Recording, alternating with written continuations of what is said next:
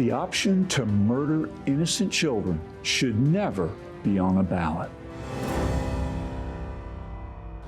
Welcome to Freedom Alive. Now that the U.S. Supreme Court returned the battle over abortion to the people, activists in 10 states are working to enshrine the murder of unborn children as a state constitutional right. John Stemberger, president of Liberty Counsel Action and senior counsel for Liberty Counsel, has been involved in the fight to protect unborn babies for many years. And John joins us on this episode to discuss how Florida is an example of a state that has an abortion amendment on the 2024 November ballot. I'm blessed to again be joined by our co-host, Matt Staver. And Matt, on April 1st, 2024, we watched the Florida Supreme Court make two contrary decisions regarding the sanctity of human life. Well, we had great victory on April 1 because for 35 years, John Stemberger and I and others, we worked to stop this Supreme Court that went out of control in 1989 and misinterpreted the Constitution of the state of Florida to include abortion in a very radical way. And Florida became an abortion destination, particularly after Roe versus Wade was overturned in 2022. But at the same time, on the same day, the same Supreme Court, in a split decision, 4-3, allowed this ballot initiative to go forward. And as you began, I think is really the one sentence that says it all. You cannot put the murder of children on the ballot. It is not something that we vote to murder children. These kinds of attempts must be defeated, and the church must rise up. Exactly. There's so much at stake, but such an opportunity for life. We cannot wait to bring this episode to you, but our Freedom Alert is next. The option to murder innocent children should never be on a ballot. After the U.S. Supreme Court overturned the Roe and Casey decisions, the battle over abortion was returned to the people and their elected officials. Now pro-abortion activists are working to enshrine the murder of unborn children as a state constitutional right. Voters in California, Michigan, Vermont, and Ohio have amended their state constitutions, making abortion a so-called fundamental right. And there are 10 states that currently have pro-abortion ballot initiatives in process. 4 of these in Colorado, Florida, Maryland, and South Dakota have met all the state requirements and will appear on the November ballot. The right to kill a child should never be up to popular vote. The church must rise up and educate others to vote against these death amendments. We must stand for life.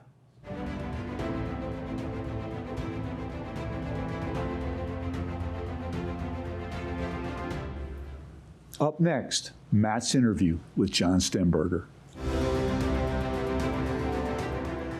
I want to welcome our special guest, John Stemberger. He is the president of Liberty Counsel Action and also senior counsel for Liberty Counsel. And John, you have been involved in the pro-life movement for a long time. In fact, you and I met back in 1989 over the issue of pro-life at the Florida Supreme Court when the Florida Supreme Court was considering a case called TW that was later overturned, thankfully, on April 1, 2024, on the very day that we announced that you're the president of Liberty Counsel Action. But this is a critical issue. I think there is no more significant issue, fundamentally important issue, than the sanctity of human life. I think that's right. I mean, just logically, life, the right to life is the sine qua non, the Latin word meaning the thing without which nothing else. You know, the right to privacy means nothing to a corpse. You have to have life in order to have every other right rest on this right. And just the fact that as Christians, you know, we should be concerned about the most vulnerable, weak members of society, whether those be, you know, people who are elderly, prison, and unborn children are really the most vulnerable members of society. They literally are in the most, what should be the most safe and secure place in the world, their mother's womb, but that womb has become a death chamber for so many children whose mothers choose the wrong choice. You know, it's so incredible, the miracle of life. Psalm 139 says that God actually, almost like a knitting, you're knitting a quilt or something, that he knit us together while we were in our mother's womb, and he knows us intimately. And Jeremiah says that he was called from the womb of his mother. And then in the Gospel of Matthew, when Elizabeth meets Mary, John the Baptist is in the womb, and he jumps for joy when he hears the voice of Mary, who's going to give birth to the Messiah, Jesus Christ. Yeah, it frustrates me when I hear pastors say, oh, this is a political issue, I can't go near it. This is such a clear biblical issue. There's no more issue that the Scripture speaks more clearly about that's in the public space of culture than the abortion issue. I mean, if we can't, as Christians, pull a lever to save the life of an unborn child, we're in a desperate situation. And so that's really what we have here. We have an opportunity to kill something that is really, really bad and really, really deceptive that's going to be on the ballot on November 5th when folks vote for the next president of the United States. Yes, and we'll talk about that in a moment. One of the things that happened on April the 1st, 2024 in Florida, and Florida is kind of like an example of what's happening around the country. So even if you're outside of Florida, this is an example of the battle. It's really a life and death battle, and there's really no compromise. It's either all life or it's all death. It's all destruction or it's all life.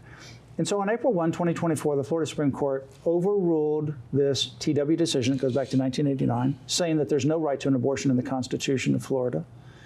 Also then upholding a 15-week law, which then allowed a 6-week heartbeat law to go into effect on April 1 was the decision. On May 1, the heartbeat law goes into effect. Florida then becomes one of the most pro-life states in the nation. So take a look at some of these photographs, because we're talking about the heartbeat bill, right, in Florida, as that's the law in Florida now. Abortions from 6 weeks on are not allowed except under certain circumstances. This is the miracle of life in the womb. This is a picture here of a baby in the womb at 7 weeks. At 7 weeks, you can see that little baby's hands, fingers, fingernails.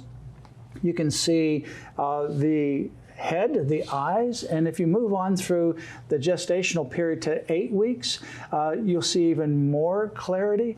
And then you continue to move through the pregnancy as you're moving into 11 weeks. Look at the clarity of that picture. That's a little precious baby that God is knitting in the womb. And if you continue to move through the pregnancy, you have a 12 weeks. I mean, that is stunning, John, when you look at the clarity. This is a human being that we're talking about. I mean, the miracle of ultrasound and the technology of ultrasound has shown a light on exactly what's in mommy's belly, right? It's not a Buick, it's not a duck, it's a baby. It's not a blob of tissue. And so we can see the humanity of the unborn child with crystal clear clarity through these remarkable ultrasounds, which show us exactly what's in mom's womb. And so the whole lie about it's blob of flesh, no big deal, products of conception, it's all kind of cuts through with this technology. And this picture here, it is 14 weeks, right? So 14 beautiful. weeks. So beautiful, yeah. And it looks just like a little baby that's born and that you're holding in your hand. This is a 14-week-old baby. My friends, this is what happens in the womb. That little baby will be ripped apart and torn apart by abortion. And in Florida, as an example, it's on the ballot, voting as to whether you can kill that baby and that there's no consequences to it, that you can actually rip that baby apart, kill it, destroy it, throw it away, discard it into the trash, and it's all or nothing. Florida either moves from a pro-life state to one where it is the most horrendous death, because it's not by some courts, not by some unelected officials, it's by the people that would have the right to either say yes or no. Either life or death, and that's the real choice coming up in November. Yeah, so for Florida voters, Amendment 4, it's a really bad amendment. It's extreme and it's very deceptive. The title's deceptive. First of all, it says Amendment to limit government interference. That already sounds like a great thing, right? Who doesn't want to limit government interference? But what it's talking about is removing any regulation on abortion, even regulations that are intended to protect the health and safety of women. I mean, it's ridiculous. Parental consent will be gone. The 24-hour waiting period would be gone. Informed consent, helping mothers understand exactly what's going on. All this is gone. And so the amendment is very extreme. We're asking everyone to vote no on Amendment 4 on November 5th. Yeah, so we're talking about when some people that signed this petition to get it on the ballot, they probably had no idea what they were signing. Because even those people who are saying, well, they would be in favor of abortion under certain circumstances, they wouldn't be in favor of abortion through all 9 months, because we're talking about abortion through all 9 months. So when we looked at this right here, by the way, on your screen, is an iconic photograph. This is baby Samuel. This is at around the 21-week mark. This is baby Samuel, and the photographer who took that photo was pro-abortion. The photographer who took that photo was pro-abortion until that doctor doing surgery opened up the uterus, and little baby Samuel stuck his hand out and grabbed the finger of the surgeon. Wow. And that iconic photo was captured, and that photographer now realized this is a human being and changed his position, changed his understanding of what this is. The next photo is my thumb and my finger grasping a 21-week-old baby in Orlando, Florida, at a mortuary, at a morgue. That's your hand? That's my hand. Wow, that's amazing. That's my hand. Amazing. That's a woman by the name of Angel. She was advised to come and abort her child in Florida at a late-term abortion clinic, and they gave her the medication to abort the child to cause the contractions, but they didn't give the poison to the baby to kill it. So she went into contractions at the abortion clinic. She screamed for help. They would not help her. She went into the bathroom, and John Shee was sitting on the commode and gave birth to the baby, who was still connected to her by the umbilical cord, fell into the water of the toilet bowl. She picked him up. He's grasping for air. He's 21 weeks of age, same age as baby Samuel in that photograph. Wow. He would have been able to be saved if you had gotten him proper medical treatment. They didn't do anything. They sent away the EMS that a friend had called. They said it was okay, nothing going on. I went to the morgue. I'll never forget that day where if you've ever been to a morgue and they have the bodies in these freezers, and you open up that door and you wheel out that slab, stainless steel slab, and typically on there is a body under a sheet. In this particular one, there was a shoebox. And baby Samuel filled the entire shoebox from head to toe. He was stuffed in there. That was his coffin. And he was fully formed. That was my hand grabbing his hand. And that's the kind of thing that Amendment 4 would allow, that kind of destruction. How can we remain silent in the face of that kind of evil? One of the things that's so deceptive about the amendment is that it talks about abortion for any health reason. And healthcare providers not defined, and there's like 60 categories, as you know, healthcare providers, including massage therapists, like pharmacy technicians. So people who are not medical providers, not MDs, not even close to being MDs, can make decisions about whether or not there should be an abortion for a health reason. It's really crazy. And in the companion case of Roe versus Wade, Doe versus Bolton, the court talks about health. They use the UN definition of health. It's extremely broad. So for any kind of reason, cramping, discomfort, nausea, vomiting, you can get an abortion. Basically, for any symptom of pregnancy, you could say you need an abortion. So it's really abortion on demand for any health reason up through 9 months of pregnancy. It's that radical. It would strike down 36 years of laws that we've enacted in the state legislature. So it's just really bad. And if this thing passes, Matt, we're stuck with it. We won't be able to undo it. So it's because the legislature won't be able to do much. That's right. This is the final battle. I mean, for those that are interested in life issue, for all the churches engaged, and this amendment has failed. Similar amendments have passed in Ohio, bad amendments, and we had 20% of people that voted for Trump also voted for the bad amendment. In Ohio. Yeah, and in Ohio, 24% of white evangelical voters voted for the bad amendment. So we have got to get people that are Christians, that are pro-life and understand this, realize this is serious, this is bad, vote no on Amendment 4. You've got to reach out to your friends, your family, your congregation, your pastor. Your pastor has to speak on this. I mean, really, they have to speak on this. If your pastor doesn't speak on this, find another church. I'm just sorry, but find another church, because this is like the critical issue. And we're talking about, that's 21 weeks. We're talking about this goes all the way up to 40 weeks. It goes all the way up to the very moment of not just birth, but you could be partially born where part of your body's out of the womb and your head may be still in, you haven't taken your first breath, and kill that baby and be okay if Amendment 4 passes. That would be legal if Amendment 4 passes. That's right. We have laws against partial birth abortion in Florida. Those would also be challenged because this amendment is so radical. For any reason, it's really crazy how radical this amendment is.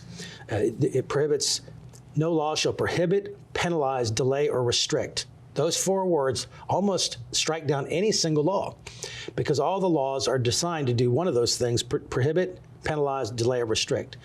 So this is a radical thing that we need to wake up as a church and vote no on this. So no parental consent. So these children can go out and get an abortion without parents' consent.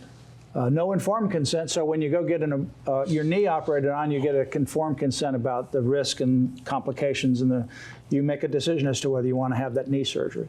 But now you go in, you want to kill a baby that could also kill you, and no consent. There's not going to be any information that will be presented to you unless the abortionist presents it, but the abortionist is not going to present it. And another reason why this is so deceptive is it does address parental notification. Parental notification is already in our Constitution. Mm-hmm. So they say in the amendment it's not going to affect that, which is true. They have nothing to do with that. But people don't understand notification means nothing. It means nothing. It's Doctor just can have the abortion. I'm at the abortion clinic. Right. I sent a text message. That's right. Yeah. Oh, yeah, I notified him. Yeah. Before I had it. So it's really anemic, and it means nothing. Consent means something, and those laws will be gone. And so, again, just really bad amendment. We need to vote no on this. No waiting period. There's no reflection period. And get this, there's no health or safety. No health or safety will be allowed. In other words, health and safety regulations. And we know this is not an exaggeration. All the health and safety regulations as to whether you need oxygen. Just take that as an example. You need an oxygen tank somewhere nearby. You need a defibrillator somewhere nearby. You need to have, your walls cleaned of blood, clean linen or whatever it might be. If you impose those on abortion clinics, the abortion clinics are going to say, oh, that's a violation of Amendment 4. Yeah. We know that even because the requirements to have an abortion clinic near an emergency room within a certain number of miles is gone as well, because that restricts it. They want to provide abortion anywhere. And so all these laws are going to be gone if this passes. It's really bad. So in other words, they talk about, well, you're going to have back alley abortions. No, this will actually create back alley abortions because this will create abortionists that have no regulation. Right. And the state of Florida, no matter how bad it is, they'll have their hands tied behind their back because the Amendment 4 says that they have a right to be able to do whatever they want to with no government interference. Yeah. Now, we haven't talked about this, but I'm sure that as many women as watching this show, there's women that are either carrying a child, considering an abortion, or had an abortion. And we, as pro-lifers, need to be also concerned with the plight of that woman. This is a woman who's scared. She's afraid. She has no support. She's just learned she's pregnant, probably from a boyfriend who's probably pressuring her to get an abortion. We just had, with Liberty Counsel, just had a situation where a parent was trying to force a child to get an abortion. We've seen that as well in the organizations I've been a part of. And so we need to realize that this is not just a Republican issue. This is not a political issue. There's human beings involved. And we need to be, every time we think about this issue, we talk about this issue, we should do it with pain, with tears over not just the agony of the unborn child, but the agony of that mother who's got that decision to make. And we really need to see the heart of God in both of those situations when we think about this issue. Now, the state of Florida actually just passed a law that appropriates, $25 million a year? $30 million of reoccurring annual funding for diapers, clothing, baby seats, car seats, formula, literally counseling. The state of Florida is really putting its money where its mouth is and saying, we care about women. We're going to love them both, right? We're not just loving the unborn child. And that's the biggest thing the other side is saying, oh, you don't care about the child once it's born. And that's baloney, because pregnancy centers, they'll care for that child, give parenting classes for months. Even Medicaid goes for a whole year in Florida for that mother who qualifies for it. And so there's a lot of, if this finances are an issue, there should be no issue. A woman should never get an abortion because of finances, because between private sector funding, pregnancy centers, and the legislature giving public sector funding, that mother should be taken care of. And in Florida, as an example, we're still talking about Florida, but to a greater or lesser extent, this is also true throughout the rest of the country. There's 167 private, nonprofit crisis pregnancy centers around the state of Florida, 167. And that number obviously is going to continue to grow. And those are remarkable institutions. And I want to encourage everyone listening to this program, you need to find those centers and support them. They need board members. They need people to paint. They need walkathons. Whatever that center director needs, we need to be connected. I challenge every pastor in the state of Florida, in America, to adopt a pregnancy center. Fund them, support them with volunteer hours, do whatever we can. Those women that run those centers are literally the hands and feet of Jesus, and they are doing work that is simply remarkable. And you know, the church has had a lot of scandal, Catholic and Protestant, but one thing we're going to look back and we're going to be legitimately proud of is the Christian church created the pregnancy center movement. Yeah. Not the Mormons, not the Muslims. It was a Christian church that did this. And it's something that I believe is God is going to say, well done, good and faithful servant. It's a remarkable movement, and we all need to get behind these ladies. So pastors, you know, and church leaders, members of congregations, get involved in crisis pregnancy centers. These are remarkable. I mean, when you have some time to spend around some of these people, I mean, every day they go to work. They're superheroes. And they don't know whether that person's coming in. They have heartbreaks and they have, you know, incredible highs and lows, because that woman can leave and make a decision to take the life of that unborn child. On the other hand, that woman can come in and their lives can be radically changed, and you see how they have been impacted in their spiritual life and their growth and their appreciation for the fact that somebody took time. And it's these women mostly that are in these crisis pregnancy centers that are on the front lines. I mean, that's really the front line of the pro-life movement. And it's sad that there's an entire political party that's making the killing of unborn children, that's their main platform. That's literally their number one issue that they're running on. They think they're going to win on that. And that's very sad. I mean, here we are talking about Kristi Noem shooting her dog because the dog ate some chickens or something, and everybody's all getting upset about that. Yet we're killing human beings, wide scale, and we're promoting it as a constitutional right. And we're okay with that. If Kristi Noem had come out and said she had an abortion, that same group of people that condemned her for shooting her dog, they would have praised her for doing that, for killing her unborn child.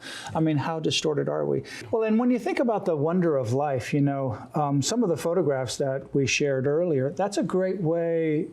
You said, well, I don't want to show all the abortion pictures of aftermath of abortion. Well, you know, I just showed you some miracles of life, That's right? That's right. I showed you a baby who was aborted, but I didn't show you all the beautiful images. The beautiful images, and then also the contrast between baby Samuel, 21 weeks, and the contrast between baby Rowan at 21 weeks who was aborted. So baby Rowan right there at 21 weeks who's aborted versus baby Samuel right there, who is a miracle of in vitro surgery. Incredible miracle. It's an iconic photograph. You can talk about the miracle of life. I can tell you what, that if you are silent on this issue, put aside the amendments for a moment. If you're silent on this issue, you have people in your congregation who've had an abortion, they know somebody who has had an abortion, or they might be somebody who might get an abortion. And if you're silent, you're withholding the grace of God from them. You're withholding truth, first of all. Forgiveness. And you're also withholding forgiveness, because some of these people for years, they're trapped with the chains of what they've done. And Jesus said, I came to set the captives free. And that's what pastors ought to do, is set the captives free and take that tragedy and turn it into something where that can be used to save other lives as well. John, in the remaining moments that we have, whether it's Florida, the nation, or just this issue in general, share what's on your heart. Yeah, I think that, you know, one of my favorite scriptures is James 1:27. It's the only place where the scripture talks about pure and undefiled religion. And what does it say? It doesn't say to do anything. It says to be with and to rescue and to help widows and orphans, two of the most helpless members of our society, two of the most helpless human beings. Widows, especially in the biblical time, they had no support. They had no way to raise money. They had no protection. And orphans, in our times, the unborn child is the ultimate orphan. This child is not just abandoned. This child is about to be destroyed. And so this issue is very close to the heart of God. And Christians need to see that. They need to feel it. This is not something, oh, well, you're called to that. No, we are all called to this issue, just like the gospel. Everyone's called to the gospel. Everyone calls to this issue more than any other issue. And so I just think Christians need to redevelop a conscience. This issue is becoming not popular politically. We need to fight that, and we need to say no. We need to be clear on the scripture, clear on the heart of God and realize every Christian has an ethical duty to do something on this issue, politically, socially, and every other way, in when they vote, how they think, how they support these issues, and even in their relationships with other people. You know, we've worked for so many years to fight for life, overturn this horrible decision at the United States Supreme Court, Roe versus Wade, and that happened in 2022. And in Florida, the TWA decision, that happened in 2024. This is the battle of the church. This is the epicenter of the battle, and we must speak up for life, God's precious creation that knit us together in the womb and made us in his image. So continue to do your work, John. Thank you for all you do. You can go to Liberty Counsel Action's website, lcaction.org, lcaction.org/FL amendment for Florida and abortion amendments for the rest of the nation. Let's have this generation draw a line in the sand and stand up for the sanctity of human life. God bless. Matt, I'm thankful to be able to provide for those at home the stakes and the difference, really the spiritual warfare, really, that's at stake here, the opportunity to continue to be the most pro-life state in the Union versus the abortion capital of the Southeast. Yeah, you really have an all or nothing choice. There's nothing in between. Mm-hmm. It's either you remain the most pro-life or one of the most pro-life states in the nation. Mm-hmm. You have a 6-week heartbeat bill. You have $30 million a year appropriated every year to help pregnancies during and after pregnancy. You got 167 crisis pregnancy centers. Or you become the most extreme state in the nation and you allow abortion for any reason at any time up through birth. No regulation whatsoever. The only thing that could survive is parental notification, which again, that's like sending an instant message or a direct message or a text message while you're just a few minutes before the abortion to your parent. That's all that requires. So it's nothing. And there are so many ways that all of us can get involved. We outlined churches, talking to your pastors, having them speak from the pulpit. There are pro-life crisis pregnancy centers. Really the most obvious way to get involved is to simply get out and vote no on this issue. Vote for life. In closing, remember Ephesians 6 verse 13, which says, "Therefore, put on the full armor of God, so that when the day of evil comes, you may be able to stand your ground, and after you have done everything, to stand." Our freedom is a gift from our Creator. We must never forget that and always protect it. So join us here next time, where you'll hear victories as well as ways you can stand up for your priceless freedom. Join us again for Freedom Alive.